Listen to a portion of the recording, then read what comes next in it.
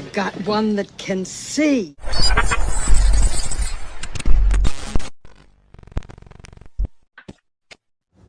I'm going to show you guys a couple videos where we need to connect the dots, where Trump is unveiling his AI action plan for U.S. dominance.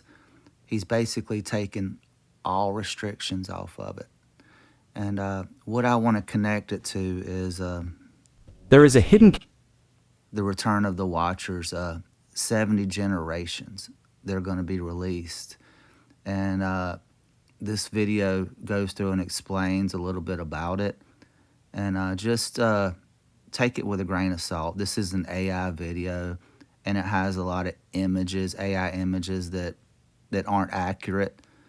So, but the scripture that this guy is talking about in this video is true, where it does say, as it was in the days of Noah, so shall it be when the coming of the Son of Man. These watchers, these demons, as we get closer to the 70 generations, they're going to be released back into this world.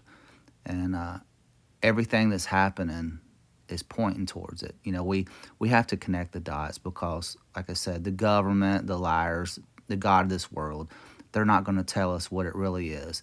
They're using the whole AI being unleashed. And these AI, I've shared some videos recently about AI having its own personality and learning itself. All of this is a red herring. It's to deceive the masses.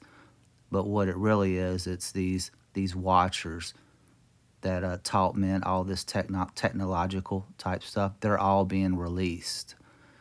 And you can do the math of 70 generations. He does a little bit. They say it's 70 years as a generation. You times that by 70.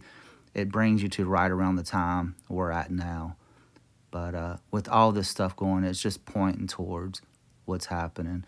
But you guys check these videos out, and yeah, let me know what you think. As we gather this afternoon, we're still in the earliest days of one of the most important technological revolutions in the history of the world. Around the globe, everyone is talking about artificial intelligence. I find that too. Artificial, I can't stand it. I don't even like the name.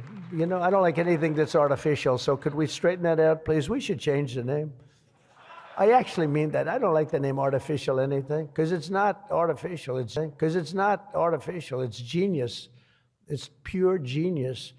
And its potential to transform every type of human endeavor and domain of human knowledge, from medicine to manufacturing to warfare and national defense. Whether we like it or not, we're suddenly engaged in a fast-paced competition to build and define this groundbreaking technology that will determine so much about the future of civilization itself. There is a hidden countdown buried in one of the most mysterious ancient books ever written. A countdown connected to the most terrifying angels who ever walked the earth, the Watchers. They descended in the days of Noah. They corrupted humanity. They taught forbidden knowledge. They produced offspring so dangerous that God sent a flood to wipe the world clean. But what if I told you they are not gone? What if the book of Enoch gave a specific prophecy, a timeline, and we may be living at the end of it? And what if Jesus himself hinted that the days of their return would mirror the days of Noah? This video is not about fiction. It is not about hype. It is about what the scriptures reveal and what they do not say. Let us take a deep dive into the ancient record, the Book of Enoch, and the Word of God, to answer a simple but chilling question: have the Watchers been released? To understand this, we must start at the beginning. The Book of Enoch, quoted in the New Testament, in Jude 14, tells of 200 angels, known as the Watchers, who descended upon Mount Hermon in the days before the flood. Their leader, Samyaza, and his companions took human women as wives and bore giants. The Nephilim, Genesis 6, 1-2, confirms this. Now it came to pass that the sons of God saw the daughters of men, that they were beautiful, and they took wives for themselves of all whom they chose. These sons of God, B'nai Elohim, are also referenced in Job 1-6 and Job 38-7 as heavenly beings. These were not men, they were angels. Enoch 10 says that after the watchers corrupted the earth, God sent the archangel Raphael to bind Azazel in the desert and cast him into darkness. The rest were bound in chains until the day of judgment. This aligns with 2 Peter 2:4. For if God did not spare the angels who sinned, but cast them down to hell and delivered them into chains of darkness to be reserved for judgment, and Jude 6. And the angels who did not keep their proper domain, but left their own abode, he has reserved in everlasting chains under darkness for the judgment of the great day. But how long is this reservation? That is where the mystery begins. In Enoch 10:12-14, God says the watchers will be bound till the day of their judgment and of their consummation. In the generation of judgment, I will destroy all the spirits of the reprobate, bind them for 70 generations under the hills of the earth. 70 generations. If one generation is 70 years, a commonly accepted biblical length Psalm 90:10, then 70 times 70 equals 4,900 years. Now, when did this countdown start? If we roughly place the flood around 3000 BC, conservative by biblical timelines, then 4,900 years from then would bring us to around 1900 to 2000 AD, meaning we are right on time. This may explain the surge of demonic activity, technological acceleration, and spiritual deception in our era. It could also align with the rise of secret knowledge, supernatural obsession, and even what some call alien encounters. Could it be that the Watchers, or at least their influence, is being released back into the world? Now, let us take that to Revelation. In Revelation 9:1-2, then the fifth angel sounded, and I saw a star fallen from heaven to the earth. To him was given the key to the bottomless pit. And he opened the bottomless pit, smoke rises, and out come locust-like beings with unnatural power and torment. These are not ordinary creatures. Some believe they are demonic, others that they are the spirits of the Nephilim. But still others wonder, could these be the Watchers? Verse 11 says, and they had as king over them the angel of the bottomless pit, whose name in Hebrew is Abaddon, an angel who rules the pit. That sounds a lot like Azazel, bound in the desert until the day of judgment. Revelation 9 could very well be describing the unsealing of the place where the Watchers were kept. This matches the idea from Enoch that they were buried underground. Some believe the Watchers were locked beneath the earth, maybe even under Mount Hermon or the region of Bashan, the land historically associated with giants. Before we move on, we need to zoom out for a moment. Because if the Watchers really did descend to earth, take wives, and create a hybrid race, where is the evidence? Some believe it is all around us, hidden in plain sight. The Book of Enoch says that the Watchers taught humanity secrets of metalwork, enchantments, astrology, root cutting, and weapon making. Their children, the Nephilim, were giants, heroes of renown, feared for their strength and brutality.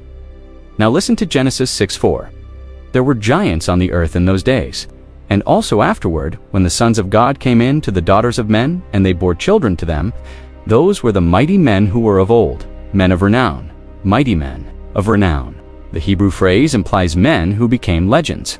This may explain why nearly every ancient culture has stories of gods coming down from heaven, mixing with humans, and producing powerful offspring. In Greek mythology, Zeus is the father of Hercules. In Sumerian tablets, gods from the sky teach mankind civilization. In Native American oral history, giants roamed the land. Even in Norse, Hindu, and Mesoamerican traditions, we find echoes of fallen angels disguised as gods. Coincidence? Many believe these legends are distorted memories of the Watchers' rebellion, and some even argue that the massive stone monuments we still cannot fully explain, like Baalbek, the Great Pyramids, or megalithic sites in South America, may have been built or influenced by these beings and their hybrid children. No, the Bible does not confirm every detail of these myths, but it does confirm that supernatural beings once walked among men, and they left a mark on the world. These were not myths, these were monsters, and their return may be closer than we think. Jesus gave us a cryptic warning in Matthew 24:37. But as the days of Noah were, so also will the coming of the Son of Man be. What made the days of Noah so unique? Not just wickedness, not just violence, but a hybrid, supernatural invasion of humanity through fallen angels and their offspring.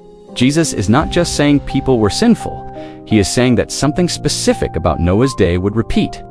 Could he be pointing to the return of that same spiritual corruption? The return of the Watcher's influence?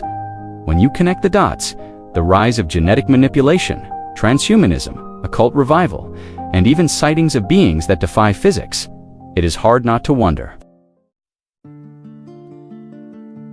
So what does this mean for believers? First, do not fear. The enemy does not get the final word. Jesus does, but we must not be blind to the enemy's tactics. The Book of Enoch says the Watchers taught humans how to make weapons, enchantments, astrology, and more. That forbidden knowledge corrupted the world, and today we see forbidden knowledge on the rise again in media, science, and even theology. As 1 Timothy 4:1 says, "Now the Spirit expressly says that in latter times some will depart from the faith, giving heed to deceiving spirits and doctrines of demons." Our battle is not against flesh and blood, but against spiritual powers. If the Watchers have returned, or if their release is near, then believers must stay awake. Let us recap. The Watchers were angelic beings who sinned and were bound. The Book of Enoch gives a 70-generation timeline, possibly ending in our time.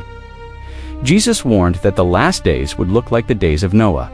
Revelation 9 shows the abyss opening and releasing tormenting beings. And the world today is increasingly mirroring the corruption of the ancient world. Even myths of ancient gods and unexplained monuments may echo the true history of angelic rebellion. The Watchers may have been locked away, but their return could be near. And yet, we have a greater hope. 1 John 4:4. He who is in you is greater than he who is in the world. So stay watchful, stay grounded in the Word, and above all, stay faithful to Jesus, who conquered all principalities and powers, and will return soon to judge the fallen once and for all. Until then, let us not perish for lack of knowledge. Let us understand the times and shine brighter as the darkness grows.